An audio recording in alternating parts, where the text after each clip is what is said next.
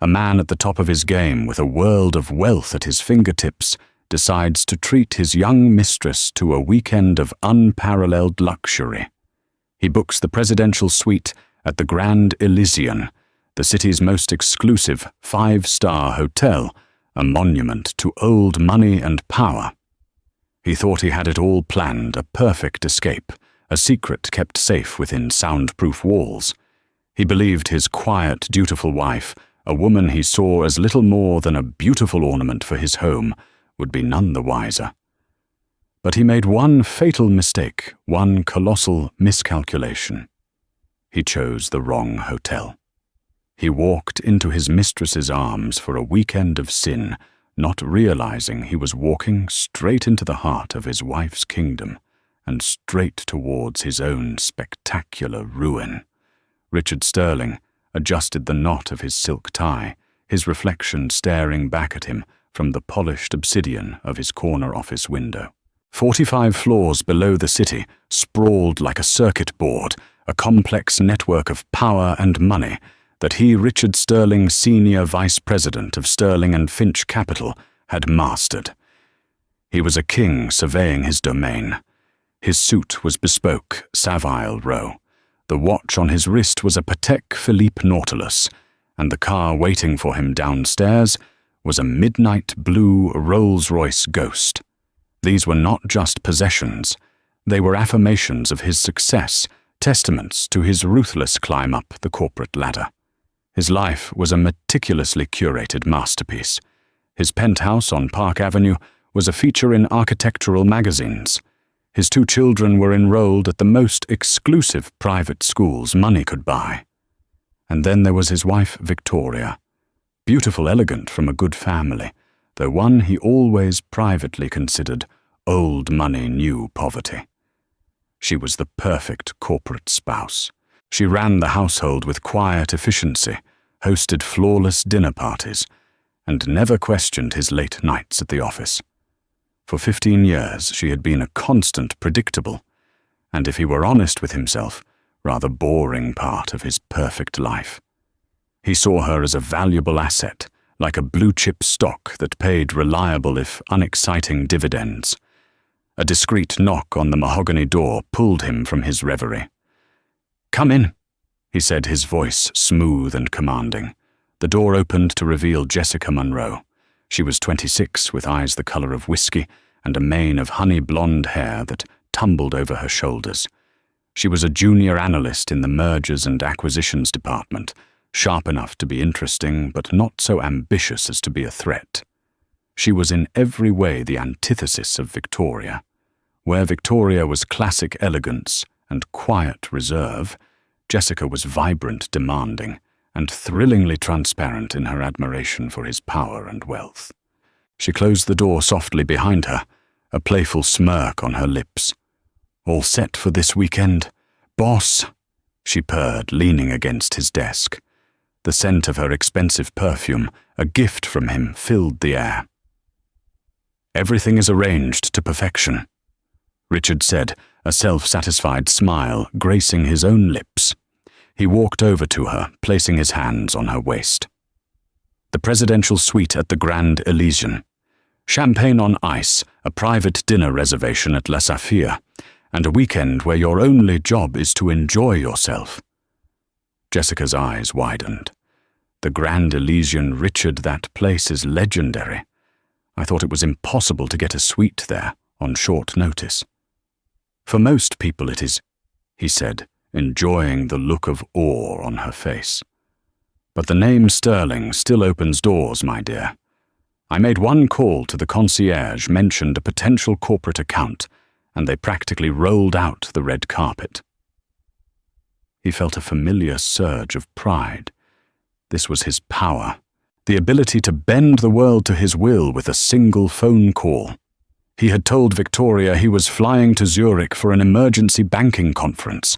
It was the perfect lie, plausible, important sounding, and requiring him to be completely out of touch. He had even packed a briefcase with fake financial reports, a piece of theatre he found amusing.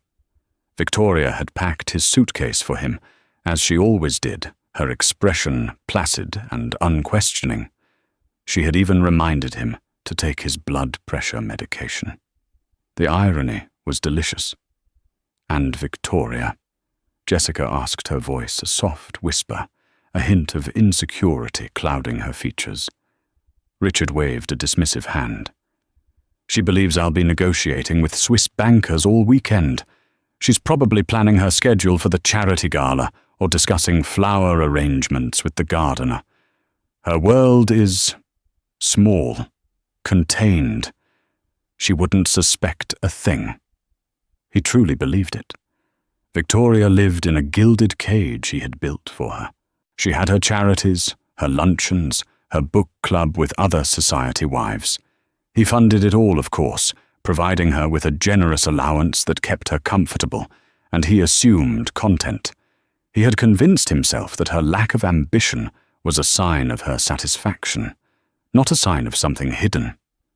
She was a relic, a beautiful woman from a bygone era, who didn't understand the blood and sweat of modern ambition. She had no idea how the real world worked, the world he dominated. "Good," Jessica breathed, relaxing into his embrace.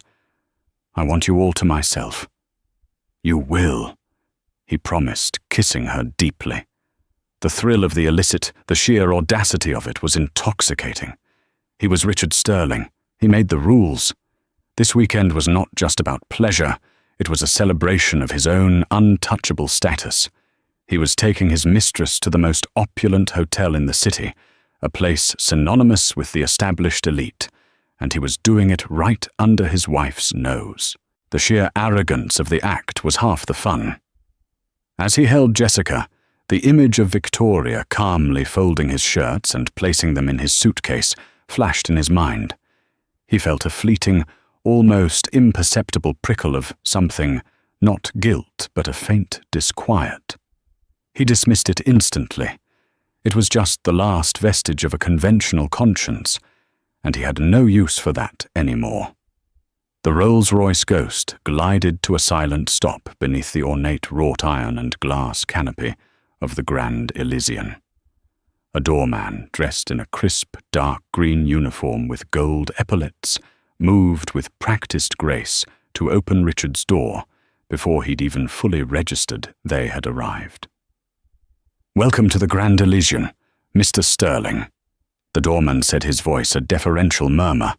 He recognized Richard, or at least he recognized the car and the suit. That was all that mattered. Richard stepped onto the granite curb, feeling the familiar sense of arrival that came with entering such an establishment. This was his natural habitat. He was not a guest here. He was a member of the class of people for whom places like this were built.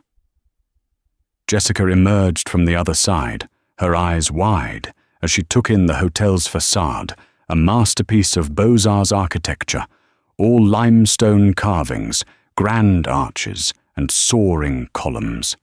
She looked momentarily overwhelmed, a small-town girl in the land of giants. Richard found it endearing.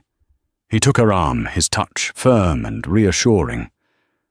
"Try to look like you belong here," he whispered, with a condescending smile. Her brief insecurity vanished, replaced by a determined sparkle in her eye. She lifted her chin, squeezed his arm, and together they walked through the revolving bronze doors. The lobby was breathtaking. It was a cathedral of wealth. The ceiling soared 3 stories high, adorned with a magnificent fresco of classical gods lounging on clouds. A colossal crystal chandelier, rumored to have been salvaged from a French palace, hung in the center, casting a warm golden light over everything. The floors were a checkerboard of Italian marble, polished to a mirror shine. The air was thick with the scent of fresh lilies and old money. The hushed sounds of quiet conversations, the distant clinking of glasses from the lobby bar, and the soft strains of a live pianist created a symphony of refined tranquility. Richard strode confidently towards the front desk, a long, imposing counter of polished mahogany. A woman with an elegant chignon and a welcoming smile immediately gave them her full attention. "Good afternoon, sir. Welcome to the Grand Elysian. Richard Sterling," he announced, placing his black American Express Centurion card on the counter. "I have a reservation for the presidential suite." The receptionist's professional smile didn't falter, but Richard saw a flicker of heightened respect in her eyes. The presidential suite was not just a room, it was a statement. It was reserved for royalty heads of state and titans of industry. "Of course, Mr. Sterling. We have been expecting you," she said, her fingers dancing across the keyboard. "Everything is in order. Your luggage will be brought up immediately. We've also taken the liberty of chilling a bottle of Dom Perignon 2008 for your arrival." "Excellent," Richard said, a dismissive nod, his only thanks. He turned to Jessica, who was trying her best to appear nonchalant, but was failing to hide her giddiness. She was subtly taking a photo of the chandelier with her phone. He gently pushed her hand down. "No pictures, darling," he murmured. "It's gauche. You're not a tourist." She flushed slightly but put the phone away. "Right. Sorry. It's just incredible." A bellhop, an older man with a perfectly straight back and a discreet demeanor, appeared at their side. "Mr. Sterling, if you'll follow me, I'll escort you to your suite." They followed him across the expansive lobby, their footsteps echoing softly on the marble. They passed elegantly dressed guests and a quiet army of staff who all seemed to move with a silent, synchronized purpose. The elevator was a wood-paneled jewel box with a plush velvet bench. As it ascended smoothly, the bellhop spoke in a low, respectful tone. "The presidential suite is located on the penthouse floor, sir. It has its own private elevator key for absolute discretion." He handed Richard a heavy gold-plated key card. "You will have a dedicated butler, Mr. Henderson, at your service 24 hours a day. He is already waiting for you upstairs." "Very good," Richard replied, his tone clipped. The elevator doors opened directly into a private vestibule. Double doors of rich, dark wood stood before them. The bellhop unlocked them and pushed them open, stepping aside with a flourish. The suite was even more spectacular than Richard had imagined. It was less a hotel room and more a sprawling penthouse apartment.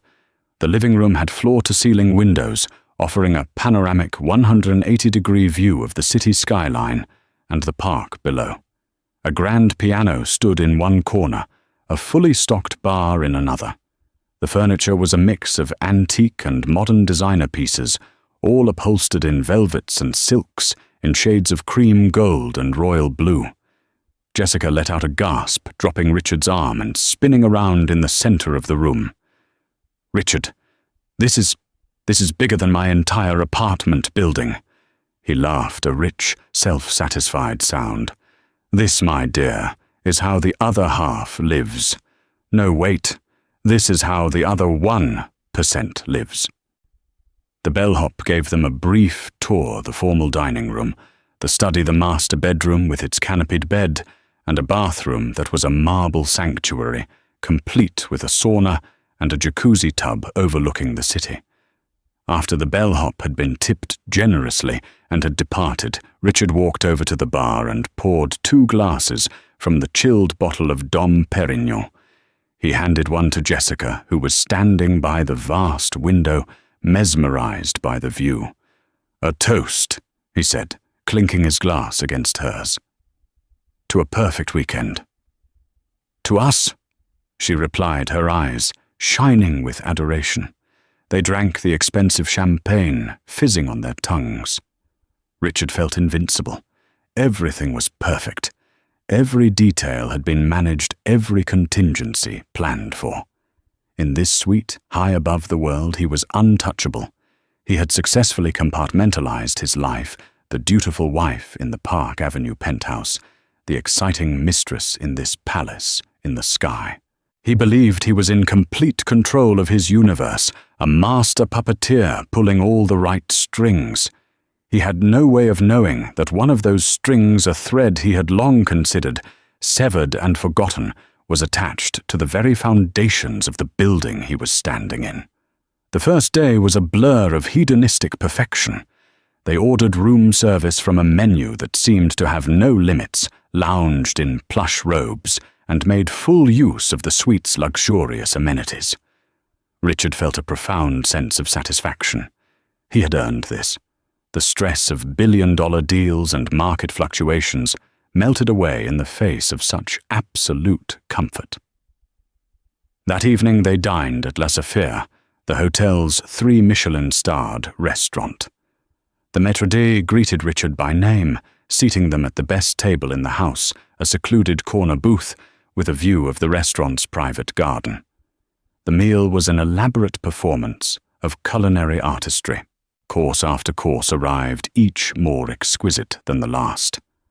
Richard ordered a bottle of Chateau Margaux that cost more than Jessica's monthly rent, and he savoured the way her eyes widened when he told her the price.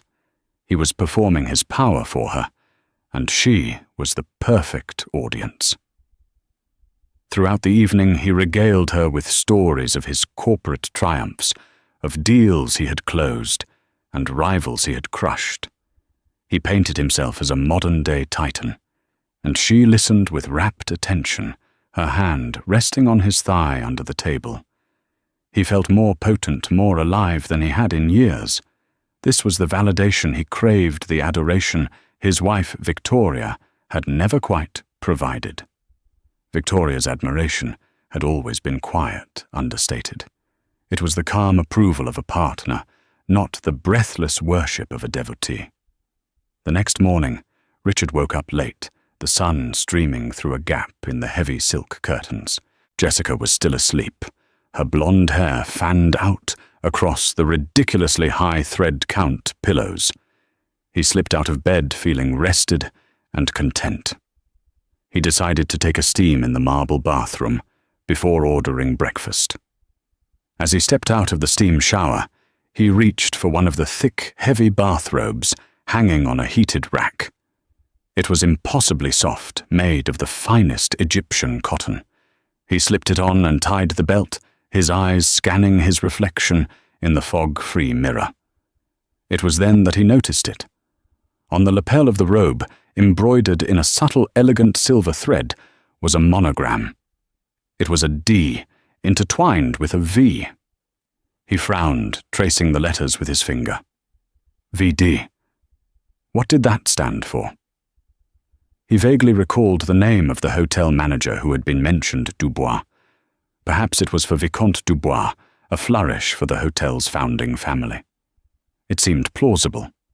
This hotel was steeped in old-world European tradition. Still, it was a strange, specific detail. He shrugged it off. It was just a monogram. He walked back into the main suite robe, cinched tight, and called for their butler, Mr. Henderson, to arrange breakfast. As he waited, his eyes wandered around the room, now taking in the smaller details he had missed in his initial awe. He noticed the stationery on the mahogany desk, heavy, cream-colored cardstock. He picked up a sheet. In the top corner, embossed in the same elegant script as the monogram, were the intertwined initials VD. A faint, unidentifiable unease began to stir in the pit of his stomach. It was like hearing a single note off-key in an otherwise perfect symphony. When Mr. Henderson arrived with a trolley laden with their breakfast-smoked salmon, scrambled eggs with truffle-fresh pastries, and silver pots of coffee, Richard decided to ask. Mr. Henderson. He began trying to sound casual. I was just admiring the hotel's branding. These initials, he said, gesturing to the stationery. VD. Is that for the hotel's founder? The butler, a man whose face was a mask of professional discretion, paused for a fraction of a second. The monogram represents the ownership, sir. It has been the hotel's mark for a very long time. The answer was polite professional and told him absolutely nothing. The slight hesitation, however, did not go unnoticed by Richard. He was a man who read people for a living, who could spot a bluff across a boardroom table. The butler was being evasive. "I see," Richard said, letting it drop. But he couldn't let it go. As he ate his breakfast, the letters echoed in his mind. VD. VD. The familiarity of it was maddening. It tickled the edge of his memory, a name or a place he couldn't quite grasp. He thought of Victoria. Her maiden name was Davenport. Victoria Davenport. VD. The thought struck him with the force of a physical blow. He actually put his coffee cup down with a clatter. It couldn't be. It was an absurd coincidence. Her family had been wealthy, yes, but they had lost the bulk of their fortune generations ago. Her father, William, had been a quiet, unassuming man who had passed away a decade ago, leaving Victoria a modest inheritance, which Richard had of course absorbed into his own portfolio and managed for her. He remembered William as a gentleman of a bygone era, always talking about standards and legacy, but seemingly possessing little of actual substance. He had owned a few small boutique hotels, Richard recalled, but nothing on the scale of the Grand Elysian. No, it was impossible. A ridiculous, paranoid leap of logic. There must be hundreds of names that fit those initials. Vanderbilt, Van Doren, de Villiers, all far more likely. He glanced at Jessica, who was happily snapping a picture of her aesthetically arranged breakfast plate for her social media. She was oblivious to his internal turmoil. "Everything okay, Richard? You look like you've seen a ghost," she said, finally looking up from her phone. "Fine." He snapped his tone sharper than he intended. "Just thinking about the markets." He forced himself to relax. He was being an idiot. He was at the pinnacle of a perfect weekend, and he was letting a stupid monogram spook him. He was Richard Sterling. He was in control. This was his world, his hotel, his weekend. The initials were a coincidence, nothing more. But for the rest of the day, he couldn't shake the feeling of unease. He started seeing the monogram everywhere on the tiny silver sugar tongs on the leather-bound menu for room service, on the corner of the linen napkins.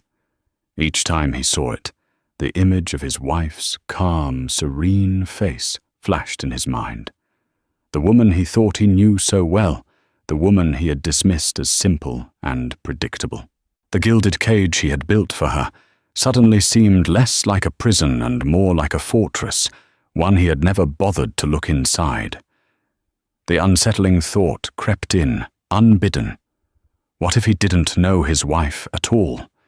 For their final evening, Richard had planned to recreate the magic of the first. He made another reservation at La Saphir, this time requesting the chef's tasting menu with the premium wine pairing. He was determined to shake off the bizarre paranoia that had clung to him since the morning. He would drown his unease in vintage Bordeaux and reaffirm his control. He and Jessica got dressed. He wore a dark tailored suit, and Jessica wore a stunning, backless red dress he had bought for her. As they stood in front of the mirror, he felt a sense of reassurance. They looked like a power couple. They belonged here. The monogram was a ghost, a figment of an overworked imagination. They descended to the restaurant, the private elevator, delivering them once again to the world of hushed elegance. The maître d' polished Frenchman, named Jean-Luc, greeted them with an even warmer smile than the night before. "Mr. Sterling, a pleasure to welcome you back. Your table is ready. The chef is very excited to present tonight's menu for you." They were led to the same secluded booth. Richard settled into the plush velvet, the familiar surroundings comforting him. He ordered a bottle of Krug champagne to start a celebratory gesture meant to banish the last of his foolish anxieties. "You know," Jessica said, leaning forward and placing her hand on his, "this has been the most incredible weekend of my life. I feel like a princess." "You deserve it," Richard said, his confidence returning. He was being ridiculous. This was his life. He made this happen. The first few courses were sublime. A delicate oyster, vichyssoise, followed by seared scallops with a citrus foam. The conversation was light, and Jessica's laughter was like music, washing away the last of his concerns. He was just about to raise his glass to toast their future when he noticed a subtle shift in the restaurant's atmosphere. A quiet energy, a ripple of tension was spreading from the entrance. The staff, usually the picture of calm professionalism, seemed to be standing a little straighter. Jean-Luc, the maître d', was conferring in a hushed, urgent tone with a man in a dark suit who had a security earpiece. Richard watched with mild curiosity. "Looks like some important guest is arriving," he remarked to Jessica. A moment later, Jean-Luc began moving towards their table, his expression a carefully constructed mask of apology and deference. He looked deeply uncomfortable. "Mr. Sterling," he began, his voice low. "My sincerest apologies for this interruption." "Is there a problem?" Richard asked, a hint of irritation in his voice. Before Jean-Luc could answer, the source of the commotion became clear. A small group of people had entered the restaurant and were now standing near the entrance, surveying the room. At the head of the group was a woman. Richard's blood ran cold. The champagne glass in his hand felt suddenly heavy, his fingers numb. It was Victoria. She was not the Victoria he had left at home, the woman in cashmere cardigans and sensible pearls. This was a different creature entirely. She wore a stunningly tailored deep navy blue power suit that accentuated her tall, slender frame. Her hair, usually in a soft chignon, was styled in a sleek, severe cut that framed a face set with an expression of icy calm and absolute authority. Her only jewelry was a pair of large diamond stud earrings that glittered like chips of ice. She was flanked by two men. One was an elderly, distinguished gentleman with silver hair and sharp eyes, a man Richard recognized with a jolt of horror, Arthur Abernathy, the legendary, notoriously ruthless corporate lawyer who had been a close friend of Victoria's father. The other was the hotel's general manager, a man Richard recognized from pictures in the hotel's brochure. They stood slightly behind her, like loyal lieutenants attending their general. Jessica, following Richard's frozen gaze, turned. "Richard, who is that? Do you know her?" She whispered, a confused frown on her face. "She looks a bit like your—" Her voice trailed off as the reality of the situation began to dawn on her. Victoria's eyes swept the room, calm and methodical, before they landed directly on their table. There was no shock in her gaze, no surprise. There was only a cool, deliberate recognition. It was the look of a predator that had finally located its prey. The entire restaurant had fallen silent. Diners were frozen forks halfway to their mouths, their quiet conversations dead. The only sound was the soft clinking of Victoria's heels on the marble floor as she began to walk towards them. It was the longest walk of Richard's life. Each step echoed in the cavernous silence, a drumbeat marking the seconds until his world collapsed. His mind raced, trying to form a lie, an explanation, an escape route. But there was none. The carefully constructed walls of his double life were not just cracking. They were being vaporized before his very eyes. He looked at Jessica, whose face had gone pale, her lipstick-red smile frozen in a rictus of terror. He looked at the other diners, their faces a mixture of curiosity and pity. And then he looked back at his wife, who was now just a few feet away. In her eyes, he didn't see the hurt spouse he might have expected. He saw a stranger. He saw a queen who had come to reclaim her throne, and he knew with a certainty that chilled him to the bone that he was nothing more than a trespasser in her kingdom. Victoria stopped at their table. She didn't look at Jessica. Her entire focus, cold and undivided, was on Richard. The scent of her perfume, a subtle, expensive fragrance he hadn't smelled on her in years, reached him. It was sharp and clean like winter air. "Richard," she said. Her voice was perfectly level, devoid of any emotion. It was the voice she used when giving instructions to staff, calm and final. "I believe you are in my seat." The statement hung in the air, a masterpiece of double meaning. Richard stared at her, his mouth dry. He felt 100 pairs of eyes on him. The carefully curated persona of Richard Sterling, the master of the universe, was shattering like cheap glass. "Victoria." He stammered, his mind a blank slate of panic. "What? What are you doing here? I thought you were in New York." The charity gala. A small, humorless smile touched her lips. "I cancelled. Something more important required my attention." Her gaze finally flickered to Jessica, a quick, dismissive glance that took in the expensive dress and the terrified expression. She looked at her, not as a rival, but as one might look at a piece of furniture that was out of place. "And I see you brought a guest." Jessica shrank back in her seat, looking at Richard with pleading, terrified eyes. She opened her mouth to say something, but no words came out. Victoria turned her attention back to Richard. "I must say, Richard, I'm impressed. The presidential suite, La Sophia. You have expensive taste. It's a comfort to know you appreciate the family business." The family business? The words hit him like a physical blow, connecting the dreadful dots that had been plaguing him all day. The monogram. V.D. Victoria Davenport. I don't understand," he managed to say, though the truth was crashing down on him with the force of a tsunami. "Let me clarify for you," Victoria said, her voice dropping slightly, becoming even more precise, each word a carefully sharpened blade. "My father, William Davenport, founded Davenport Hospitality Group 60 years ago. His first hotel was a small inn in the countryside. But he was a brilliant man. He built an empire piece by piece with his own hands. The Grand Elysian was his masterpiece, his crown jewel.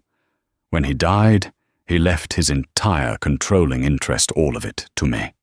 She paused, letting the information sink in. The entire restaurant was listening, captivated by the real-life drama unfolding before them. "For 10 years, she continued, I have allowed a board of trustees, hand-picked by my father, to manage the company's day-to-day operations. I preferred a quiet life. I wanted to raise my children. I wanted to be a wife. I trusted that the world my father built was in good hands. And I trusted my husband." Her eyes bored into him, and for the first time he saw a flicker of the immense pain he had caused her, but it was immediately suppressed, replaced by a will of tempered steel. "But recently I decided it was time to take a more active role. As of last Monday at the annual shareholders' meeting, I dissolved the board of trustees and assumed my rightful position. I am the sole acting chairwoman of the Davenport Hospitality Group, which owns this hotel and 117 others worldwide. The monogram you've been seeing everywhere, it doesn't stand for Vicomte Dubois. It stands for Victoria Davenport. Welcome to my hotel, Richard." The silence in the room was absolute. Richard felt the blood drain from his face. He was not a king in a conquered territory. He was a fool who had thrown a party in the lion's den, unaware the lion was at home. Victoria then turned her steely gaze upon Jessica. "Miss Monroe, is it not?" Jessica nodded, trembling. "You are an analyst at Sterling and Finch Capital, I believe. Sleeping with a senior vice president, your direct superior, is a flagrant violation of your company's ethics clause, not to mention a serious lapse in judgment. Consider your employment terminated. Mr. Abernathy has already been in contact with your firm's head of human resources and its board. I wouldn't bother going into the office on Monday." Jessica let out a small, strangled gasp. Her dream weekend had turned into a career-ending nightmare. Finally, Victoria turned back to the man she had been married to for 15 years. As for you, Richard, our joint bank accounts, which hold the funds from my family's trust that you so generously offered to manage, for me, have been frozen. The locks on the Park Avenue penthouse have been changed. Your belongings are being packed as we speak and will be sent to your office. Don't bother going home. You are no longer welcome there. She reached into her handbag and pulled out a single document, placing it on the table between Richard's plate and his wine glass. These are divorce papers drafted by Mr. Abernathy. My terms are not negotiable. You will find I have been meticulously documenting your indiscretions for the past 3 years. You will sign them, you will walk away with nothing but the clothes on your back, and you will never see our children again without my express supervised consent. If you fight me, I will use the full weight of my resources to destroy not just your career, but your very name. I will make sure the name Sterling is synonymous with humiliation and failure in every financial circle on the globe. Am I clear? Richard could only stare at her, speechless. The woman he had patronized, underestimated, and dismissed as a decorative object had just systematically dismantled his entire life in under 3 minutes in a public forum with the cold precision of a surgeon. With that, she turned. "Jean-Luc," she said to the maître d'hôtel who was standing nearby, pale and rigid, "please see that Mr. Sterling's guest is escorted from the premises, and present Mr. Sterling with the bill for his stay, in full. He will be paying with his personal card." She gave Richard one last, lingering look. It was a look of finality, of an old chapter being closed, and a new one beginning. There was no hatred in it, only a profound and chilling indifference. Then, flanked by her lawyer and the hotel manager, chairwoman Victoria Davenport, turned and walked out of the restaurant, her posture perfect. Her control absolute, leaving behind the smouldering ruins of the life she had just incinerated. For a long moment, after Victoria's departure, Richard remained frozen, a statue of shock and humiliation. The silence in the restaurant was finally broken by a muffled sob from Jessica. She pushed her chair back, her face a mess of running mascara and disbelief. "My job," she whispered, looking at Richard as if seeing him for the first time, not as a titan of industry, but as the architect of her ruin. You said everything was under control. I thought it was—" He stammered the words, feeling like ash in his mouth. 2 discreet but firm security guards materialized at their table. Jean-Luc the maître d'hôtel approached his face, a mask of professional regret. "Miss," he said softly to Jessica, "if you would please come with us." Jessica looked wildly from the guards to Richard, but he offered no help. He couldn't even meet her eyes. Humiliated, she grabbed her small clutch purse and allowed herself to be led away, her red dress a slash of shame against the restaurant's muted tones. The moment she was gone, Jean-Luc placed a leather-bound bill folder on the table. "Your bill, Mr. Sterling." Richard stared at it. He opened it numbly. The figure inside was astronomical. The suite, the room service, the vintage wines, the chef's tasting menus. It was a sum that would make most people gasp, but for him it should have been trivial. He pulled out his wallet, his hands shaking slightly. He handed Jean-Luc the black Amex. "Here." The maître d' returned a minute later, his expression even more pained. "My apologies, Mr. Sterling. The card has been declined." "What?" Richard scoffed. "That's impossible. Run it again." "We have, sir. 3 times. It appears the account has been suspended." Of course, the joint accounts. Victoria hadn't just frozen them. She'd likely had his supplementary cards cancelled. He fumbled for another card, a corporate visa. "Try this one." Jean-Luc returned again, shaking his head slightly. Also declined, sir. The blood rushed to Richard's face. The other diners were no longer pretending not to watch. Their whispers were a low hum of judgment. He was no longer one of them. He was the evening's entertainment. This is ridiculous. There must be a mistake. Richard blustered his voice, rising. The general manager, the same man who had flanked Victoria, approached the table. His demeanor was no longer deferential. It was cold official. Mr. Sterling, perhaps you have another method of payment. If not, we will have to consider this a matter of theft of services and involve the authorities. The threat hung in the air, thick and suffocating. Richard Sterling, a man who moved billions of dollars before breakfast, couldn't pay his hotel bill. The humiliation was absolute.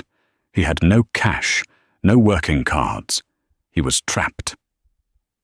Mr. Justice, Abernathy Victoria's lawyer, reappeared at the edge of the dining room. He walked over to the manager, spoke a few quiet words, and then addressed Richard. Mr. Sterling. Abernathy said, his voice like gravel. Mrs. Sterling, that is Miss Davenport, has graciously offered to settle your bill. It will be deducted from whatever minimal settlement you might have hoped for in your divorce. Consider it her final gift to you. He slid the divorce papers closer to Richard. I suggest you sign these. Now. Defeated, Richard picked up the pen. His signature, usually a bold, confident slash, was a shaky, pathetic scrawl. He had been completely and utterly outplayed. Now, the general manager said, his voice hard. You have 10 minutes to collect your belongings and vacate the premises. Security will escort you. The walk of shame from the restaurant, through the grand lobby, and up the elevator was excruciating. Every glance from a guest, every look from a staff member felt like a physical blow.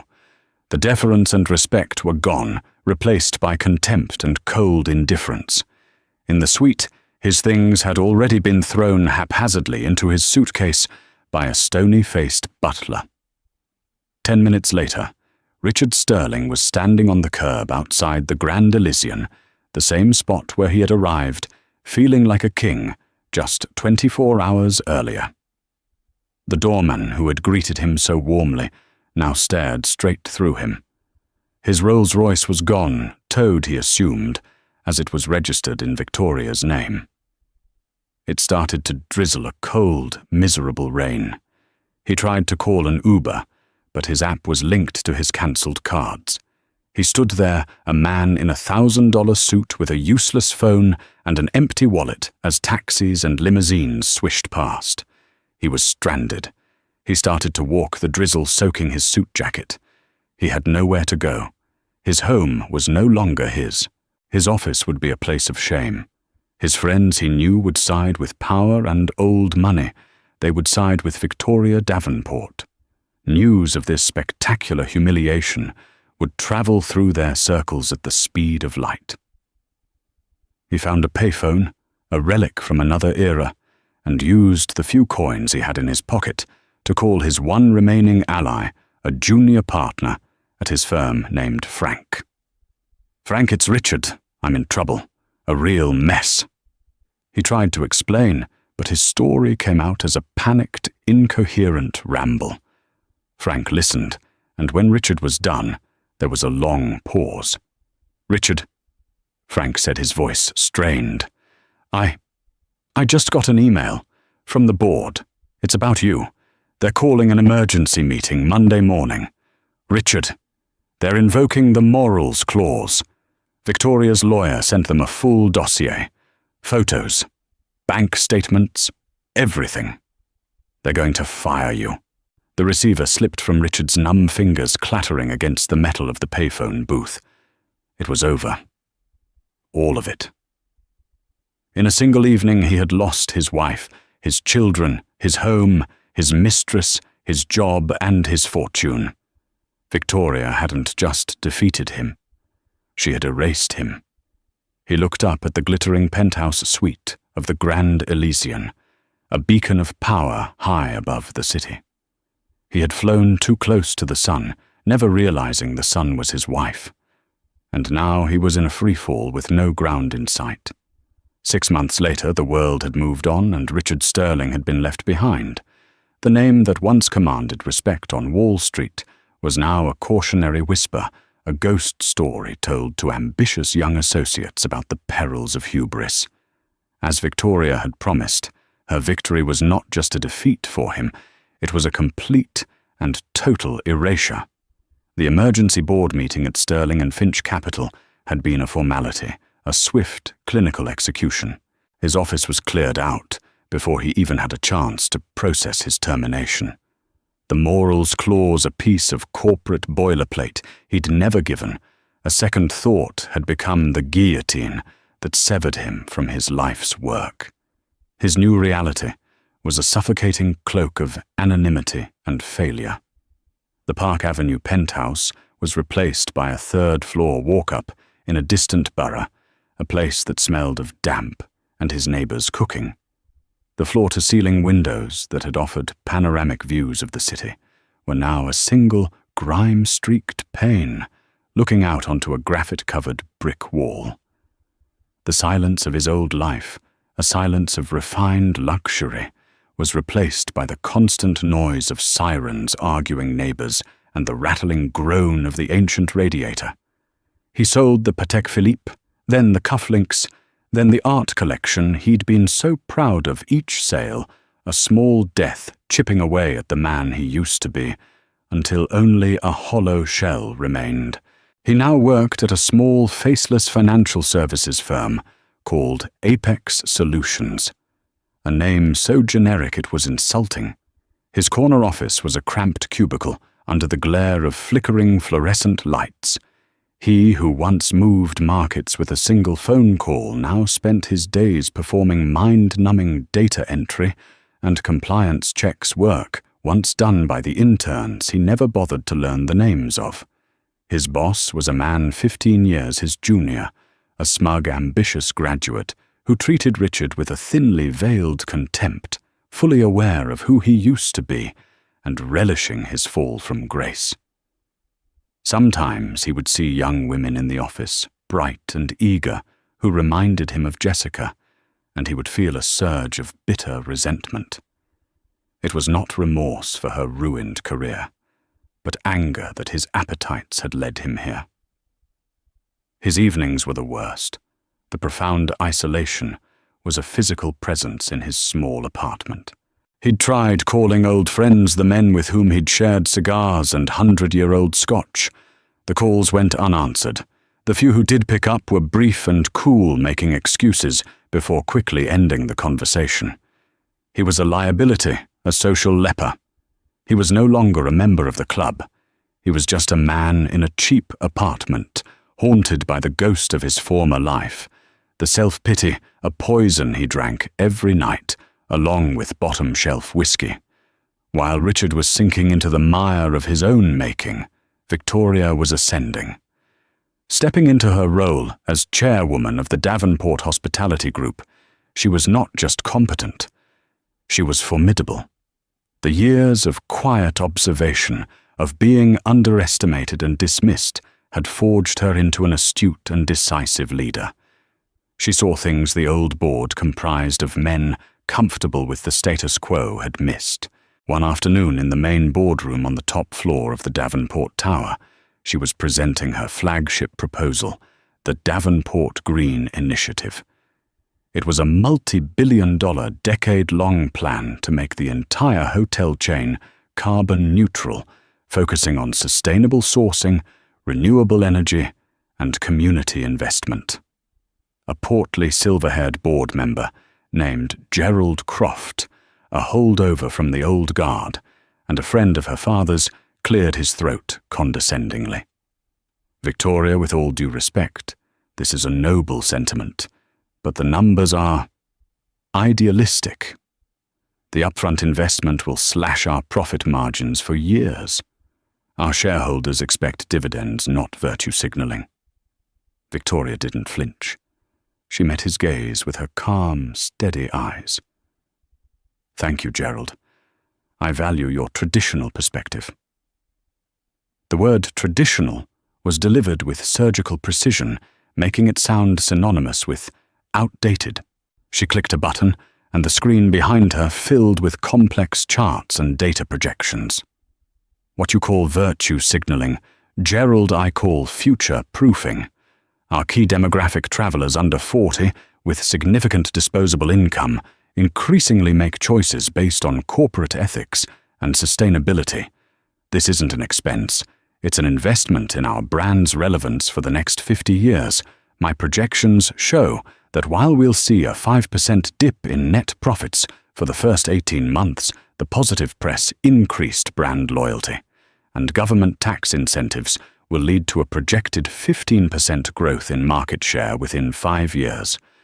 We won't just be a luxury brand, we will be the ethical luxury brand."